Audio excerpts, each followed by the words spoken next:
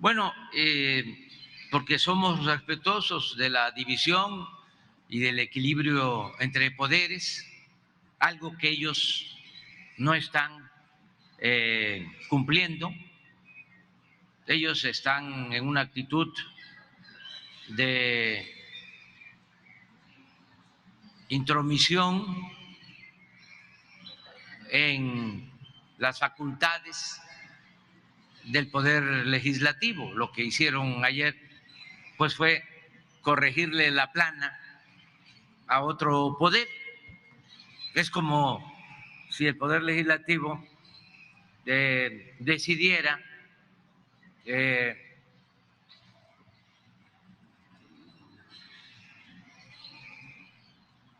enjuiciar a jueces, a magistrados, a ministros corruptos.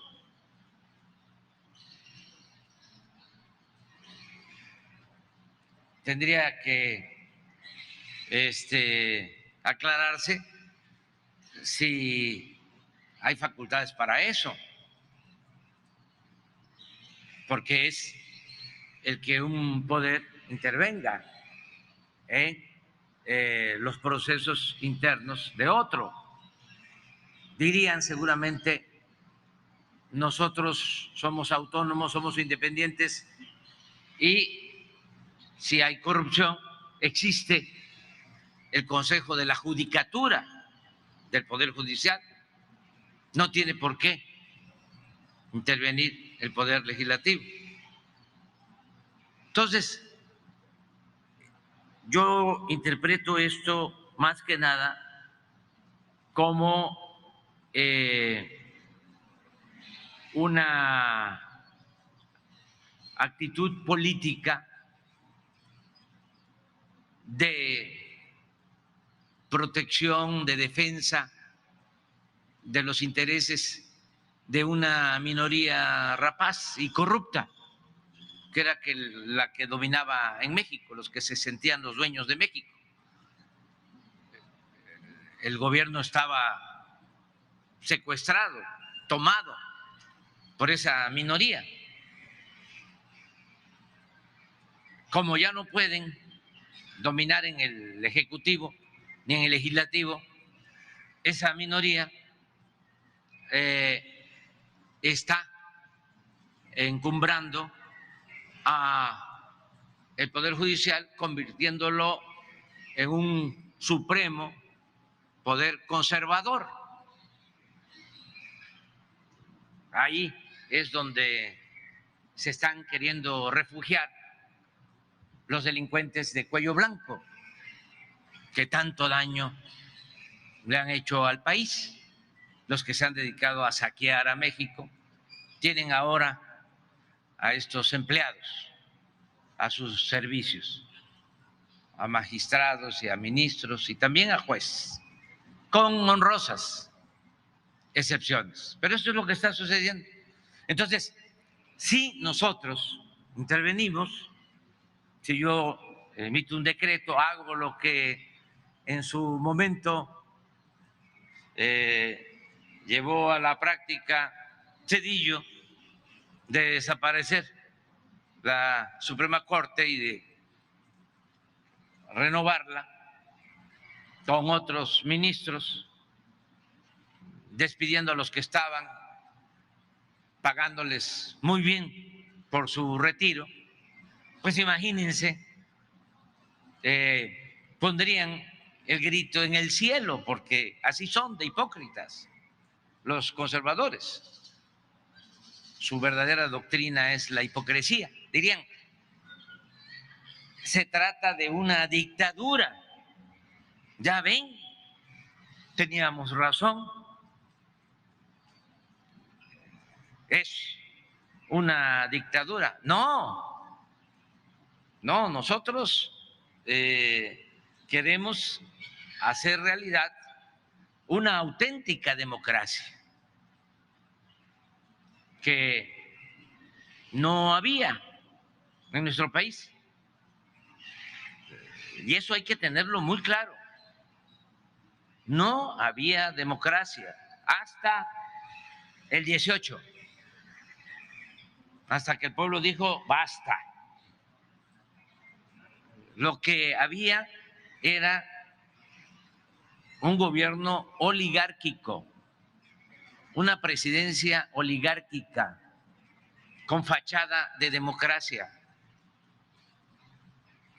El Instituto Electoral, el Tribunal Electoral, el Poder Judicial, sí, todo eso, pero solo como parafernalia, solo como escenografía. En realidad, el gobierno estaba en manos de una mafia de poder. Y ellos eran los que mandaban en el poder legislativo. Pues miren lo que sucedió. Lo que pasa que hay mucha amnesia. No se hacen análisis críticos. La mayoría de los medios, también con honrosas excepciones, que no informan, sino manipulan. Pero imagínense, en 36 años de dominio de este grupo minoritario con su política neoliberal o neoporfirista, todas las reformas que se hicieron a la Constitución fueron para beneficiar a esa minoría rapaz y en contra de los campesinos. Acuérdense que privatizaron el ejido, que pusieron las tierras ejidales al mercado. Por eso ahora hay ejidatarios que tienen grandes extensiones de terrenos, ejidatarios latifundistas. Eso pasó en el periodo neoliberal. En el caso de los obreros, lo mismo. Todas las reformas fueron para congelar los aumentos salariales, para quitar prestaciones a los trabajadores, para privatizar las pensiones. Todas las reformas fueron para afectar la seguridad social, para entregar los bienes de la nación, del pueblo, a particulares, nacionales y extranjeros. Si están muy molestos porque no consumaron su obra de destrucción, porque el pueblo dijo basta y sonó la alarma, sonó la campana a partir de hace 5 años. Y así es que estamos rescatando a Pemex, estamos rescatando a la Comisión Federal de Electricidad. Si no, no existiría nada. Entonces, todas esas reformas a la Constitución fueron para legalizar el pillaje, el robo, el saqueo. Y en el caso del Poder Judicial, pues lo mismo, para simular de que había democracia. Acuérdense cuánto engañaron de que eran distintos el PRI y el PAN. ¿Cuánto tiempo engañando? Pobre gente que se la creyó cuando significaban lo mismo. Entonces necesitaban una renovación del régimen de opresión, de injusticias, de privilegios, de corrupción, y hicieron el supuesto cambio, ¿no? La alternancia. ¿Y qué sucedió en los hechos? pues continuó lo mismo para llevar a la práctica ese enjuague. Desde el tiempo de Salinas llegaron a acuerdos con el PAN. Acuérdense que Diego Fernández de Ceballos pidió en el Congreso que se quemaran las boletas de la elección de 1988. Siendo opositor, pide que se quemen las boletas de la elección en donde impusieron con fraude a Salinas. ¿Y qué otras cosas? Bueno, empezaron a unirse para impulsar el mismo programa privatizador y también en pago el PRI, el gobierno de entonces, les entregó a los dirigentes del PAN el poder judicial. Ellos mandaban y siguen mandando en el poder judicial abogados conservadores, reaccionarios, enemigos del pueblo, defensores de corruptos, de las minorías, gente nada más interesada en el dinero. Acuérdense que siendo Zedillo presidente, el procurador de la República fue Lozano Gracia, del PAN. Y eso, pues es lo que ahora estamos padeciendo, porque trae ese origen. ¿Cómo remediar esta situación? Pues no es con decretos. En la democracia el pueblo manda, el pueblo decide. En el artículo 39 de la Constitución se establece que el poder dimana del pueblo y se instituye para su beneficio, y el pueblo tiene en todo momento el derecho de cambiar la forma de su gobierno. ¿Qué es lo que hay que hacer? Voy a enviar una iniciativa de reforma a la Constitución. Espero que para entonces en el Poder Legislativo haya una mayoría calificada que impulse la transformación, la purificación definitiva del gobierno y que se elijan a los jueces, que el pueblo elija a jueces, a magistrados y a ministros, como se hizo en la época del presidente Juárez, que el pueblo elegía a los integrantes del Poder Judicial, bajo requisitos para tener abogados, para tener legisladores, en este caso jueces, magistrados, ministros, que actúen con integridad, con rectitud, que defiendan y protejan al pueblo, que no estén al servicio de la delincuencia de cuello blanco. Eso es lo mejor. Lo otro, pues, sería darles motivo para sus campañas, porque ya ven cómo son de hipócritas, se rasgan las vestiduras. Ya hay un dictador en México.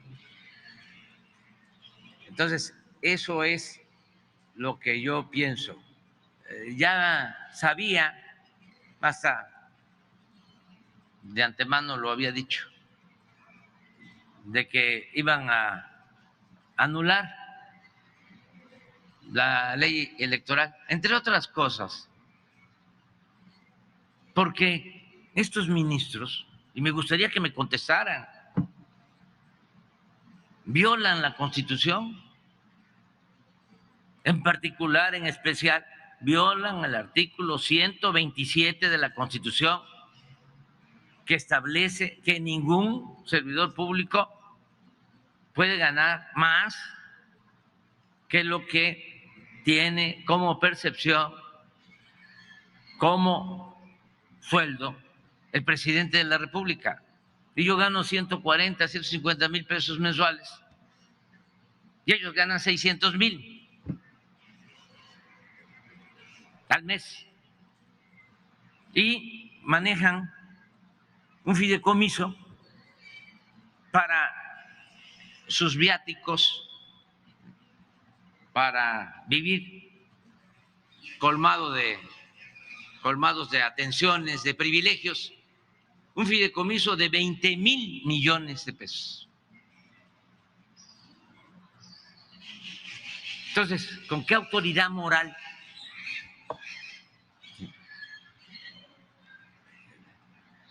cuestionan el procedimiento del Poder Legislativo? Yo no tengo por qué opinar sobre lo que debería ser el Poder Legislativo, pero como ciudadano y también como presidente les diría, no se metan a ese litigio, no caigan en esa provocación, déjenlos, porque están menospreciando al pueblo. Piensan que pueden hacer sus fechorías y que el pueblo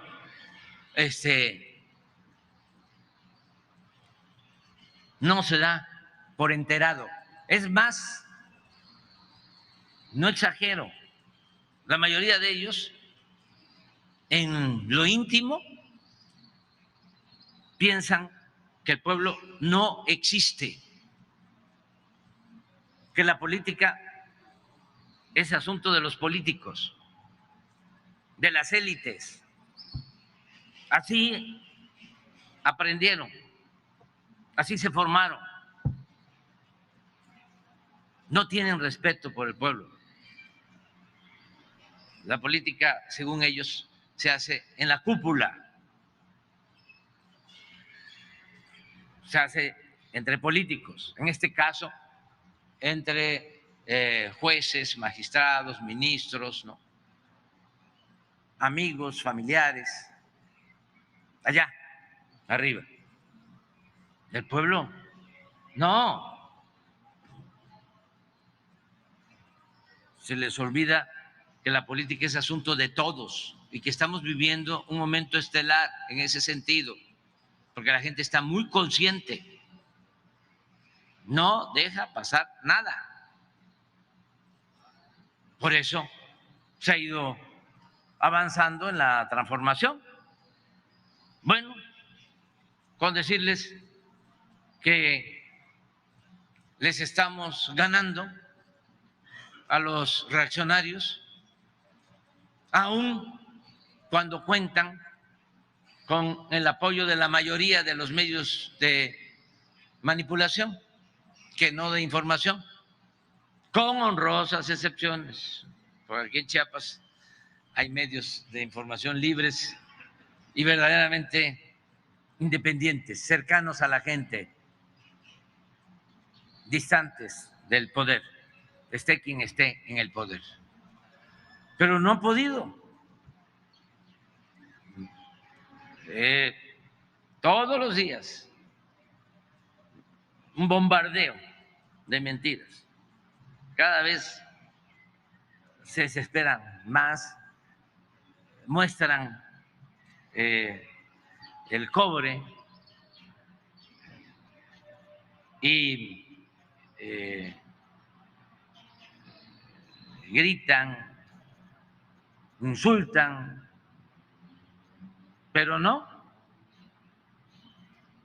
Y lo mismo sucede con los pseudointelectuales o académicos de la derecha, que antes simulaban ser independientes. Y ahora ya, fuera máscaras, ya se están situando como lo que son, intelectuales, escritores, al servicio de los varones del dinero en México. Acabo de ver de que ya formaron con un grupo de estos escritores intelectuales, Sheridan, de Letras Libres, Aguayo, un comité para opinar porque son sabiondos y expertos. Ellos van a definir las reglas para la elección de los candidatos y en especial del candidato a la presidencia del bloque conservador. Ya se autonombraron con ese propósito. Claro, no es tan espontáneo esto, ¿no? Porque ando buscando al tonto que les crea, ¿no? De que entre ellos se organizaron. No, ahí están los jefes, ¿no?, del bloque conservador, que fueron los que los congregaron, ¿no?, con ese propósito. Pero qué bueno, porque cómo engañaban. Era lo mismo esto que hablábamos del PRI y el PAN, que eran distintos. Ponían a la gente a pelear cuando no se ganaba nada con ninguno. El pueblo no ganaba nada porque todo era una simulación. Entonces ahora también con estos intelectuales orgánicos, ya al desnudo, pues ya sabemos quién es quién. Todo esto lo debemos de celebrar porque esa postura hipócrita, indefinida, de medias tintas, mediatizaba mucho, impedía que se dieran los cambios.